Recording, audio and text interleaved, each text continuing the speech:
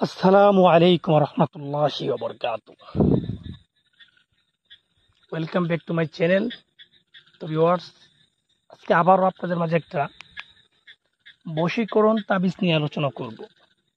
তো আজকে যে তাবিজটা নিয়ে আলোচনা করব, এটা একটা নারী অথবা পুরুষ বশীকরণ তাবিজ এবং কুফরি তাবিজ বা ল্যাংটা কুফরিও বলতে পারে।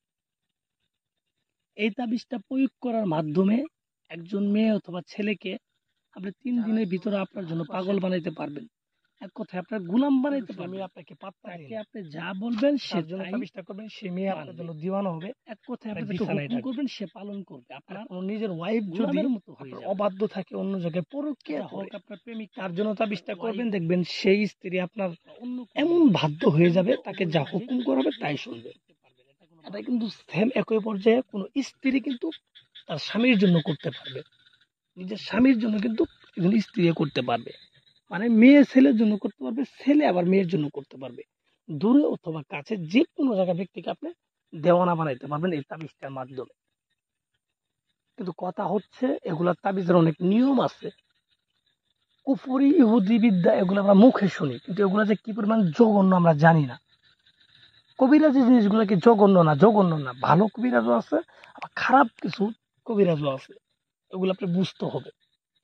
এখন আর ওই আগের মতো ইসলামিক বিদ্যাগুলো দিয়ে কাজ করতে পারতেছে না মানুষ, কারণ ওগুলো আমলের সমস্যা। বিদ্যার কোনো সমস্যা নেই, মানুষের আমলের সমস্যা। মানুষ এখন কাফের হয়ে গেছে, হারাম খা, ঠিক আছে, নামাজ পড়ে না। তাদের মাধ্যমে যদি ইসলামিক তাবিজ গুলা করেন তাহলে কিন্তু হবে না। তারা যে কুফরি ইহুদি বিদ্যা, বিভিন্ন রকম খারাপ বিদ্যাগুলো প্রয়োগ করলে সেই ক্ষেত্রেই কাজ হয়। তো ভিউয়ার্স, যারা এরকম সমস্যায় আছেন, কোনো ব্যক্তিকে বশ করার প্রয়োজন মনে করতেছেন বা কোন রকম দৌড়াদৌড়ি করতেছেন, আপনার জায়গায় বসে আমি যেইভাবে বলি ওইভাবে কাজ করুন। তো কিভাবে কাজটা করবেন আমি বলি। এই তাবিজটা লিখবেন যে কোনো একটা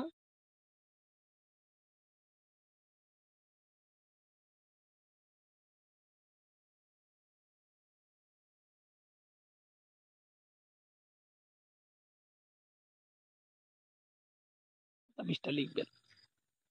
তাবিজটা লেখার জন্য আপনার প্রয়োজন পড়বে আপনার নিজের ব্যবহৃত কাপড়। আপনি যদি নিজে অন্য কারোর জন্য করতে চান, তাহলে আপনি নিজে ব্যবহার করা তাবিজ মানে কাপড় লাগবে। নিজের ব্যবহার করা কাপড়, সাদা কাপড় নেওয়ার চেষ্টা করুন। সেখানে তাবিজটা লিখলে স্পষ্ট দেখা যায়, ভুল হওয়ার সম্ভাবনা থাকে না। তাই সাদা কাপড় নেবেন, সাদা কাপড়, নিজের ব্যবহার করা সাদা কাপড় নেবেন। একটা কালি বানাবেন, মেশক জাফরান মিশ্রিত করে একটা কালি বানায় সেই কালি দ্বারা কাপড় উপরে এই নকশাটা লিখবেন। আমি যেইভাবে লিখছি ঠিক একইভাবে এই নকশাটা লিখবেন। লিখার পর যাকে আপনি গোলাম বানাইতে চান, বশ বানাইতে চান, তার নাম, তার বাবার নাম লিখবেন। আপনি যদি ছেলেকে করেন, ছেলের নাম, ছেলের বাবার নাম, আর মেয়ের নাম, মেয়ের মায়ের নাম। এইভাবে 4টা নাম লিখবেন। প্রথমে ছেলের নাম, ছেলের বাবার নাম, তারপরে মেয়ের নাম, মেয়ের মায়ের নাম, সুন্দর করে নামগুলো লিখে দিবেন। লিখে দেওয়ার পর আপনি এই তাবিজটাকে সুন্দর করে বলটাবেন। বলটানোর পর একটা তাবিজ আপনি যেখানে প্রস্রাব করেন, আপনি ওয়াশরুম বা বাথরুমে একটা তাবিজ ফেলাই দিবেন। আর যদি সম্ভব দেওয়ার পর আরেকটা তাবিজ আপনার থাকবে, সেটাকে আপনি ঘরের ভিতরে পুঁতে দিবেন।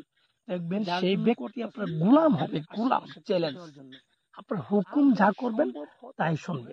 তাকে বিছানায় ডাকবেন, সাথে সাথে আসতে বাধ্য। চ্যালেঞ্জ। এটা মিস হওয়ার মতো তাবিজ না, এটা একটা মারাত্মক ধরনের কুফরি কাজ। আর যারা ইসলাম নিয়ে করেন তারা এই কাজগুলো করবেনই না, কারণ এটা একটা ইসলামিক তাবিজ না, এটা কুফরি তাবিজ। ইসলামের করলে পরে আপনার কুফর হয়ে যাবো।